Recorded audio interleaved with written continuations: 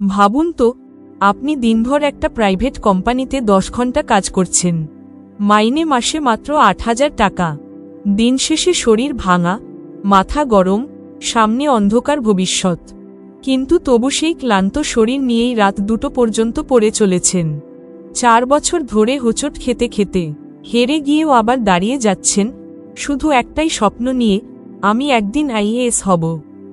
বন্ধুরা, আজকের এই কাহিনী শুধু এক ইউপিএসসি টপারের গল্প নয়, এটা সেই লড়াইয়ের কাহিনী যেটা শুনে আপনি নিজের জীবনটাকে নতুন করে দেখতে শিখবেন।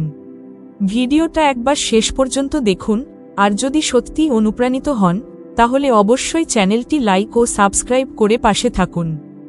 তখন বাজে সকাল 6টা। বেল ঘড়ির আওয়াজে ঘুম ভাঙে রাজীবের। মাথা এখনও ঝিমঝিম করছে, কারণ আগের রাতে সে পড়া শেষ করেছিল রাত 2টোয়। রাজীব একটা ছোট শহরের ছেলে। তার বাবা ছিলেন একজন দোকানের কর্মচারী আর মা গৃহবধূ। অর্থনৈতিক অবস্থা এমন ছিল যে বহুদিন পর্যন্ত রাজীব নিজের স্কুল ফি সময় মতো দিতে পারত না। তবুও মা বাবার স্বপ্ন ছিল ছেলেকে বড় কিছু করতে হবে। মাধ্যমিক আর উচ্চ মাধ্যমিকে খুব ভালো ফল করে সে একটা প্রাইভেট কলেজে ভর্তি হয়েছিল, কিন্তু কলেজের শেষ বছরে হঠাৎ বাবার স্ট্রোক হয়।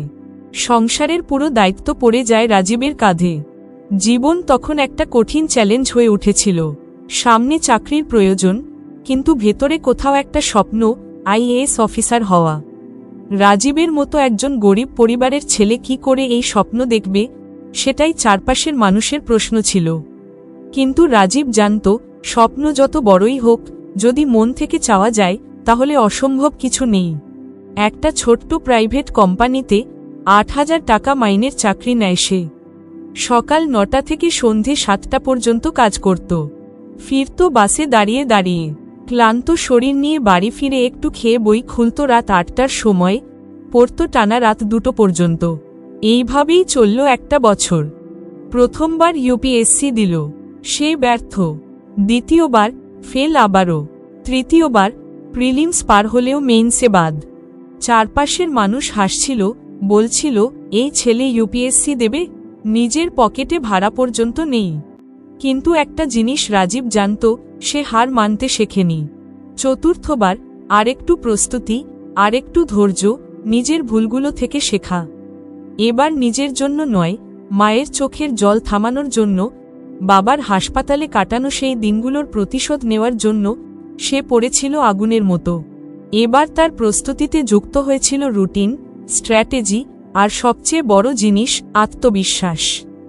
রাজীব প্রতিদিন নিজেকে বলতো, আমি পারব, আমি যেদিকে যাচ্ছি সেদিকেই ইতিহাস তৈরি হবে। শেষে এলো সেই দিন, ইউপিএসসি ফলাফল ঘোষণার দিন। কম্পিউটারের স্ক্রিনে চোখ রেখে রাজীব প্রথমে বিশ্বাস করতে পারেনি। কিন্তু হ্যাঁ, নামটা ছিল তালিকায়। আর শুধু তালিকায় নয়, অল ইন্ডিয়া র্যাঙ্ক 27। তারপর মায়ের কাঁদো কাঁদো মুখ, বাবা হুইলচেয়ারে বসে হাত তুলে আকাশের দিকে তাকিয়ে বলেছিলেন, তোর জন্য গর্ব হয় রে। বন্ধুরা, রাজীবের গল্প শুধু তার ইউপিএসসি টপার হওয়ার গল্প নয়, এটা সেই গল্প যা প্রমাণ করে, জীবন যত কঠিনই হোক, যদি ইচ্ছা থাকে, পরিশ্রম করতে ভয় না পান, তাহলে আপনি পৃথিবীর যে কোনো মঞ্চ জয় করতে পারবেন। আজ হয়তো আপনারও হাজারটা সমস্যা, ছোট চাকরি, চাপের সংসার, ঘুমের ঘাটতি, কিন্তু যদি রাজীবের মতো স্বপ্নে বিশ্বাস রাখেন, তাহলে হয়তো আগামীকাল আপনিই হবেন দেশের শীর্ষ আইএএস অফিসার। যদি আপনি রাজীবের এই লড়াই থেকে অনুপ্রেরণা পান, তাহলে একটিবার নিজের ভেতরের সেই যোদ্ধা মানুষটিকে জাগিয়ে তুলুন। আপনি পারবেন, আপনি নিজেই নিজের ভাগ্য বদলাতে পারেন। এই ভিডিওটা যদি আপনাকে ছুঁয়ে যায়, তাহলে অবশ্যই লাইক দিন, কমেন্টে আপনার মতামত জানান, আর চ্যানেলটিকে সাবস্ক্রাইব করুন, কারণ এরকম আরও বাস্তব জীবনের গল্প আপনার কাছে পৌঁছে দেব আমরা, প্রেরণা হয়ে ওঠার জন্য। অবশেষে বলি, রাজীবের মতো হাজার রাজীব এই দেশ জয় করছে শুধু মনের জোরে। আপনি যদি সেই পথে হাঁটতে চান, তবে আজ থেকেই শুরু করুন, কারণ স্বপ্ন শুধু কল্পনা নয়, সেটা হতে পারে বাস্তব, যদি আপনি তার জন্য লড়েন। ধন্যবাদ।